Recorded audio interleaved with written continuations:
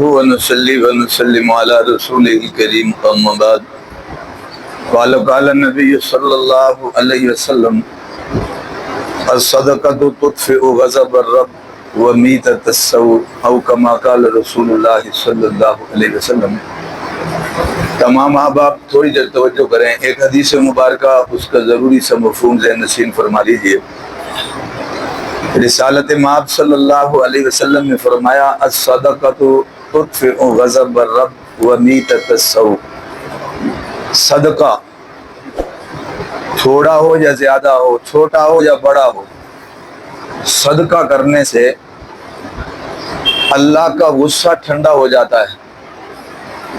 ومیتۃ السوء، اور آدمی بری موت سے بچ جاتا ہے۔ بری موت، بری ہلاکت، اس سے آدمی محفوظ ہو جاتا ہے۔ دیکھو دونوں چیزیں، اللہ کا غضب اور برا خاتمہ، انسان کے پاس ان دونوں سے بچنے کا کوئی طریقہ نہیں ہے سوائے اس کے جو اللہ کی ذات خود بتا دے۔ اللہ بادشاہ ہیں، بادشاہوں کے بادشاہ ہیں، حقیقی بادشاہ ہیں، وہ طاقتور ہیں، قدرت والے ہیں، غضب والے ہیں، شدید غصے والے ہیں، وہ جبار ہیں، قہار ہیں، وہ متکبر ہیں، وہ بڑے ہیں۔ اس لیے وہ جو فیصلہ کر لیں اس اللہ کی ذات کے فیصلے میں دنیا کی کوئی طاقت رکاوٹ نہیں بن سکتی۔ وہ کسی کو ہلاک کرنے کا فیصلہ کر لیں، کسی کو جلانے کا فیصلہ کر لیں، کسی کو سزا دینے کا فیصلہ کر لیں، جہنم میں ڈالنے کا فیصلہ کر لیں، تباہ کرنے کا فیصلہ کر لیں، رسوا کرنے کا فیصلہ کر لیں، اللہ کے غضب کا کوئی بھی نتیجہ اللہ چاہے نکالنا، وہ اللہ کی ذات نکال سکتی ہے، اللہ کو کوئی روک نہیں سکتا۔ باقی بادشاہوں کی اور حکمرانوں کی کمزوریاں ایک کی دوسرا کمزوری ہے، ایک سے ایک طاقتور ہے۔ اللہ کی ذات سے نہ کوئی بڑھ کر ہے، نہ اللہ کے کوئی برابر ہے۔ لم یتخذ ولدا ولم یکن له شریک فی الملک ولم یکن له ولی من الذل وکبرہ تکبیرا۔ قرآنی الفاظ پہ غور کریں تو پتہ چلتا ہے کہ اس کے برابر کوئی نہیں، اسے کوئی مددگار نہیں چاہیے، کوئی وزیر مشیر حمایتی نہیں چاہیے، نہ کوئی اس کی مثال ہے نہ کوئی مثل۔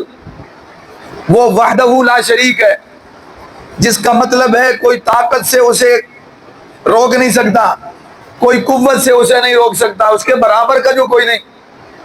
وہ کسی بات کا فیصلہ کر لے، کن فیکون، وہ کن کہتا ہے وہ ہو جاتا ہے۔ ایک اللہ کی ذات ایسی ہے جس کے بارے میں یہ قرآن کہہ رہا ہے فعال لما یرید، جو وہ ارادہ کر لے وہ کر گزرتا ہے۔ کیوں؟ اس لیے کہ میرے اور آپ کے ارادے اس میں ہزاروں نہیں لاکھوں رکاوٹیں ہیں، اللہ کی ذات کے ارادے میں، فیصلے میں کوئی رکاوٹ نہیں ہے۔ لہذا اللہ غضبناک ہو جائیں کسی پہ، غصے ہو جائیں کسی پہ، ناراض ہو جائیں کسی پہ، اللہ کے غصے کو کوئی شے ٹھنڈا نہیں کر سکتی۔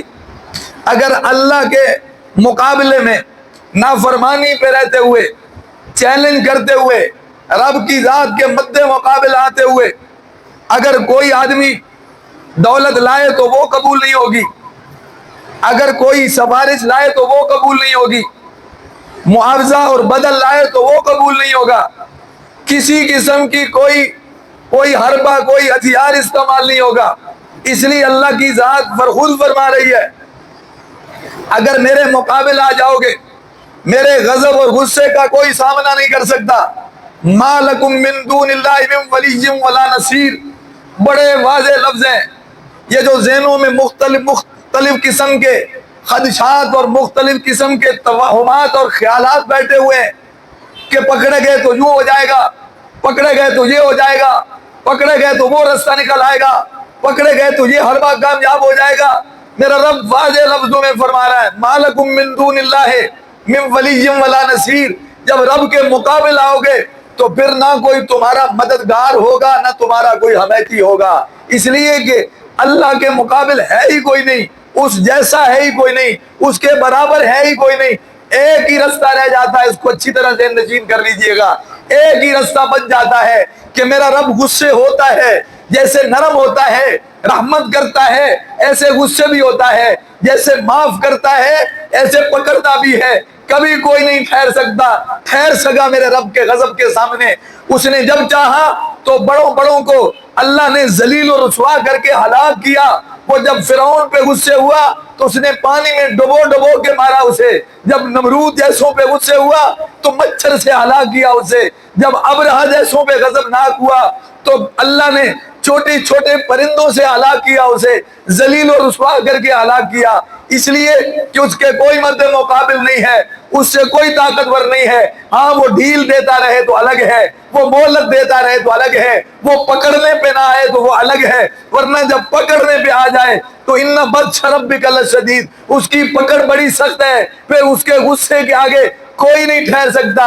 ایک ہی راستہ بچتا ہے، اللہ سے پوچھیں یا اللہ تو کیسے راضی ہوتا ہے جب تو غصے ہوتا ہے، جب تو غضبناک ہوتا ہے، جب تو ناراض ہوتا ہے، تو پھر ہم تیرے عذاب سے کیسے بچ سکتے ہیں، تیری پکڑ سے کیسے بچ سکتے ہیں، تیری گرفت سے کیسے بچ سکتے ہیں؟ اللہ سے پوچھیں۔ دنیا کوئی داؤ پیچ نہیں بنا سکتی، دنیا کوئی منصوبہ نہیں بنا سکتی، خلق خدا کوئی طریقہ نہیں لا سکتی کہ جس سے اس کے غضب سے بچا جا سکے۔ ایک ہی راستہ ہے، خود اللہ سے پوچھیں میرا رب کتنا مہربان ہے، کتنا رحیم اور کریم ہے، کتنا شفیق ہے، کتنا کرم نواز ہے، مہربانی کرنے والا، وہ خود بتا رہا ہے۔ میں غصے ہو جاؤں، آدم علیہ السلام کو بتلایا، جب ناراض ہو جاؤں تو ربنا ظلمنا انفسنا، یہ پڑھو میں راضی ہو جاؤں گا۔ جب میں غصے ہو جاؤں تمہارے کسی جرم کی وجہ سے تو پھر دعا مانگو میں راضی ہو جاؤں گا۔ اور بعض دفعہ تو کوئی نافرمان بھی خالص ہو کے جب اللہ کو پکارتا ہے، اس کی پکار وقتی صحیح، اللہ بھی وقتی طور پہ کیا ہو جاتے ہیں، راضی ہو جاتے ہیں۔ مشرکوں نے پکارا کہ تو ہمیں پانی سے، سمندر سے، اس بھمر سے نجات دے دے۔ فَإِذَا رَكِبُوا فِي الْفُلْكِ دَعَوُا اللَّهَ مُخْلِصِينَ لَهُ الدِّينَ، اللہ نے ان کو نجات دے دی۔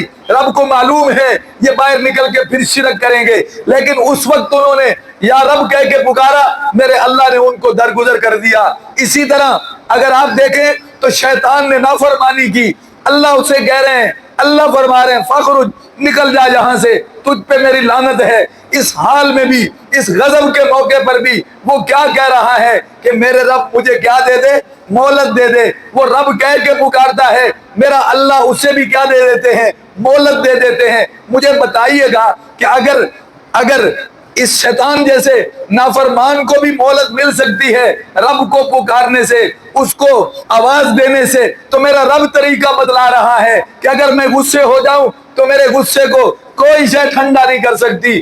الصدقۃ تطفئ غضب الرب، جیسے اور عمل بتائے، ایک عمل یہ بھی سن لو کہ صدقہ دو گے تو میرا غصہ کیا ہو جائے گا، ٹھنڈا ہو جائے گا۔ یہ صدقہ اتنا محبوب عمل ہے، اللہ کو اتنا پسند ہے۔ دیکھیں یہ بندہ اللہ کا نائب ہے اور اللہ خود دینے والے ہیں، داتا ہیں، تقسیم کرنے والے ہیں، عنایت کرنے والے ہیں، نوازنے والے ہیں۔ وہی غریب نواز ہے، اللہ کی ذات غریب نواز ہے، وہی دینے والی ہے، وہی رزاق ہے، ذو القوت المتین ہے، وہی رزق دینے والا ہے۔ اسی نے کسی کو غریب اور امیر بنایا ہے۔ وہ میرا رب کیا کرتا ہے، کتنا خوش ہوتا ہے کہ میں ایک بندے کو امیر بنا دیتا ہوں، دوسرے کو غریب بنا دیتا ہوں۔ وہ امیر جو ہے وہ میری صفت پہ، میری عادت پہ چلتا ہے، جیسے میں تقسیم کرتا ہوں وہ بھی اپنی حیثیت میں سے جو اللہ نے اس کو دے رکھا ہے اس میں سے میرے بندوں کو دیتا ہے، تو میں اللہ اس پہ خوش ہوتا ہوں، میرا غصہ ٹھنڈا ہو جاتا ہے، میں اس پہ مہربانی کرنے لگتا ہوں۔ تو اس لیے اللہ اس پہ خوش ہوتے ہیں صدقہ کرنے کی وجہ سے۔ تو فرمایا الصدقۃ تطفئ غضب الرب، چونکہ یہ اللہ کی عادت ہے دینا، محتاجوں کا خیال کرنا، مجبوروں کی سننا، مظلوموں کی سننا، پریشان حال کی پریشانی دور کرنا۔ اگر بندہ بھی اللہ کے دیے میں سے خرچ کرتا ہے، ظاہر ہے اللہ کے دینے میں اور بندے کے دینے میں ہے تو زمین آسمان کا فرق، لیکن عادت تو اللہ کی ہے، اللہ خوش ہوتے ہیں اور اللہ کا غضب اس پہ کیا ہو جاتا ہے، ٹھنڈا ہو جاتا ہے۔ میرے اور آپ پر کوئی مشکل آئے, کوئی پریشانی آئے, بلا وجہ نہیں ہوتی. اس کا ایک مطلب یہ ضرور ہے کہ اللہ ناراض ہوئے ہیں تب ہمارے چلتے کام رک گئے ہیں, اللہ ناراض ہوئے ہیں تب ہمارے لیے رکاوٹیں پیدا ہو گئی ہیں, اللہ ناراض ہوئے ہیں تب ہمارے لیے مشکلیں پیدا ہوئی ہیں, اللہ ناراض ہوئے ہیں تب ہمارے کام بگڑے ہیں. اب ایک ہی طریقہ ہے کہ اللہ کو راضی کیا جائے, تو اللہ کو راضی کرنے کے کئی طریقے, نفل پڑھیں, حاجت پڑھیں, صلاۃ التوبہ پڑھیں, استغفار کریں, ذکر اذکار کریں, دعا کریں, یہ عمل ہیں اللہ کو راضی کرنے کے. ان میں سے ایک عمل کیا ہے؟ فرمایا الصدقۃ تطفئ غضب الرب, کہ صدقہ ایسا عمل ہے اس سے بھی اللہ کا غضب کیا ہو جاتا ہے؟ ٹھنڈا ہو جاتا ہے, اس کا غصہ ٹھنڈا ہو جاتا ہے. ورنہ دنیا کی کوئی طاقت اللہ کے غصے کو ٹھنڈا نہیں کر سکتی. اور دوسری بات, ومیتۃ السوء, بری موت سے. بری موت کیا ہے؟ بری موت کی کئی شکلیں ہیں. کوئی آدمی گناہ کرتے ہوئے مر جائے, شراب پیتے ہوئے مر جائے, زنا کرتے ہوئے مر جائے, دین کے مقابل کھڑا ٹکراتے ہوئے مر جائے, دین کی مخالفت کرتے ہوئے مر جائے, مسجد گراتے ہوئے مر جائے, بیت اللہ گراتے ہوئے مر جائے. غرض برائی کی کتنی شکلیں, بری ہلاکت کی, برے خاتمے کی, بری موت کی کتنی شکلیں ہیں. نبی کریم صلی اللہ علیہ وسلم نے کیا بتلایا کہ صدقہ کرتے رہو. صدقہ کرنے سے جہاں اللہ کا غصہ ٹھنڈا ہو جاتا ہے وہاں آدمی بری موت سے بھی کیا ہے؟ بچ جاتا ہے. دیکھیں آج دنیا آپ کے سامنے, اخبارات پڑھیں, حالات گزرتے رہیں گے. فلاں آدمی کیبل ٹھیک کرتے ہوئے مر گیا, فلاں آدمی جوا خانہ چلاتے ہوئے مر گیا, فلاں آدمی کعبہ خانہ چلاتے ہوئے مر گیا, فلاں آدمی جناب مسجد گراتے ہوئے مر گیا, مسجد سے چوری کرتے ہوئے کرنٹ لگنے سے مر گیا, فلاں جناب کلب میں لوگ ڈانس کر رہے تھے ہزاروں کی تعداد میں, آگ بھڑک اٹھی اور وہیں پہ مر گئے. اتنے لوگ کلب میں ناچ رہے تھے, جناب بھگدڑ مچ گئی اور وہیں کیا ہو گئے؟ ہلاک ہو گئے. کتنے لوگ شرک کر رہے تھے, سجدے کر رہے تھے, مورتیوں کو پوج رہے تھے, بھگدڑ مچ گئی. کھانے پینے میں ہندوستان کا واقعہ, باہر یورپ کے واقعات, یہ سب واقعات سامنے گزرے ہیں. یہ بری موتیں ہیں, بہت بری موتیں ہیں, ہلاکت ہی ہلاکت ہے. آپ صلی اللہ علیہ وسلم نے فرمایا کوئی آدمی یہ چاہتا ہے کہ میرے اللہ کا غصہ بھی مجھ پہ ٹھنڈا ہو جائے اور میرا خاتمہ بھی کیا ہے؟ برا نہ ہو, تو صدقہ کیا کرو, صدقہ. اور صدقے کا یہ مطلب نہیں ہے کہ ہسپتال چلایا جائے تو پھر صدقہ بنتا ہے. صدقے کا یہ مطلب نہیں ہے کہ لمبے چوڑے لنگر لگائیں تو تب صدقہ ہے, اس سے کم نہیں ہے. میرے نبی کی حدیث سن لیں, غریب آدمی بھی کر سکتا ہے, عام آدمی بھی کر سکتا ہے. اس حدیث میں کوئی قید نہیں ہے, نہ تھوڑے کی, نہ زیادہ کی, نہ چھوٹے کی, نہ بڑے کی, کوئی قید نہیں ہے, صرف صدقہ ہے. ایک اور حدیث میں نبی علیہ السلام نے اور سہولت پیدا فرما دی. آپ صلی اللہ علیہ وسلم نے فرمایا اتقوا النار ولو بشق تمرہ, ارے آگ سے بچو, آگ سے بچو, یعنی آگ سے بچنے کا سامان کرو, چاہے کھجور کا ایک ٹکڑا ہی خرچ کر کے کیوں نہ بچ جاؤ. جس کا مطلب ہے کہ کھجور کا ایک ٹکڑا, کھجور خود چھوٹی سی ہے, پھر اس کا بھی ایک ٹکڑا اگر کوئی اللہ کی راہ میں دے دیتا ہے تو فرمایا وہ بھی جہنم سے بچنے کا کیا بن جاتا ہے؟ ذریعہ بن جاتا ہے. تو اس لیے صدقے کی تو کوئی حد نہیں رکھی اللہ نے. اگر کوئی چاہے تو 1000 دے اپنی جگہ پہ, 100 دے اپنی جگہ پہ. یاد رکھنا 1 روپیہ بھی دے گا اللہ کے ہاں آج بھی 700 روپے ثواب خرچ کرنے کا ثواب ملے گا. نبی علیہ السلام نے فرمایا جب کوئی آدمی صدقہ کرتا ہے اللہ کتنے خوش ہوتے ہیں, اس کے صدقے کو اپنی رحمت کے ہاتھ میں لیتے ہیں, اسے بڑا کرتے ہیں, یہاں تک کہ وہ گائے کے بچے جتنا ہو جاتا ہے. گائے کا بچہ چند دن کا بھی ہو تو اتنا بڑا لگتا ہے کہ آدمی کو کئی مہینوں کا بھروسہ ہوتا ہے. فرمایا اتنی جلدی اللہ اس کے صدقے کو کیا کرتے ہیں؟ بڑا کرتے ہیں. یعنی صدقہ تھوڑا ہوتا ہے, اللہ خوش ہو کے اس کو بڑھا دیتے ہیں. فرمایا یہاں تک کہ وہ احد پہاڑ جتنا ہو جاتا ہے. کتنا خوش ہوتے ہیں اللہ, تھوڑا سا صدقہ اس پہ بھی اللہ خوش ہے. کوئی حد نہیں ہے, کوئی لمٹ نہیں ہے, لیکن اسے کرتے رہا کریں. تسبیح کرنا آسان ہے, ذکر کرنا آسان ہے, تلاوت کرنا آسان ہے. اس بخل کے زمانے میں, اس حرص اور لالچ کے زمانے میں, اس مادیت کے زمانے میں یاد رکھنا صدقہ کرنا مشکل ہے. پیسہ خرچ کر کے اللہ کو راضی کرنا مشکل ہے. ذکر اذکار کے مقابلے میں وہ بے شک اپنی جگہ پہ عمل ہے, مگر مالی عمل اپنی جگہ پر ہے. اس لیے یہ بھی ذہن میں رکھیے گا کہ صدقے سے لالچ ختم ہوتی ہے اور کسی کی ضرورت پوری ہوتی ہے اور اللہ اس سے کیا ہے؟ خوش ہوتے ہیں. تو اللہ کے غضب کو ٹھنڈا کرنے کا ذریعہ کیا ہے؟ صدقہ ہے. اور دوسرا بری موت سے بچانے والا بھی صدقہ ہے. اور آخری حدیث سن لیں, نبی علیہ السلام نے تو یہاں تک فرمایا کوئی بلا صدقے کو پلانگ کے نہیں آ سکتی. اگر چاہتے ہیں کہ حادثات سے بچ جائیں, ان مصیبتوں سے بچ جائیں، جو فتنوں کا دور دورہ ان سے بچ جائیں. کوئی پتہ نہیں کس وقت آدمی کے ساتھ کیا ہو جائے.